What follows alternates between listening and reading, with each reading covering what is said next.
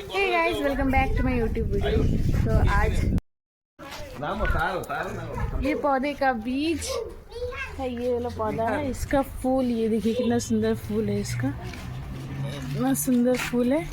इसका बीज निकाल के ये फोड़ा जाता है, पानी में डालने से ये फूटता है बहुत अच्छा।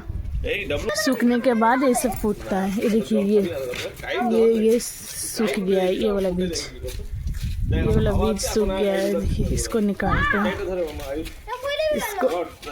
इसको निकालते हैं। देखिए इसका ये बीज निकलेगा, फिर मैं ये पानी में डालूंगी तो ये फूटेगा। हाथ में लीजिए ना, चलो रखो इसको ऊपर, रखो इसको ऊपर। ये अब ये फूटेगा।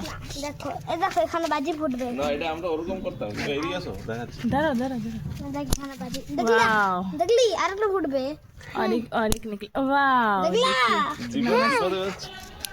हाँ, वाओ। और एक डालते और আরে আর দো ডাল দিয়া और 2-3 डालो। আমাকে দাও না প্লিজ। আরে জল না, বাজি দাও বাজি। वाओ ভাই देखिए, আমাদের এটার যে বিচিগুলো আছে এইটা দিলে গাছ হয়ে যাবে। বাবা বাজি দাও, আমিও ফুটাবো। Nice nice. ये अबे तुम लोग काइट उड़ाने आए कि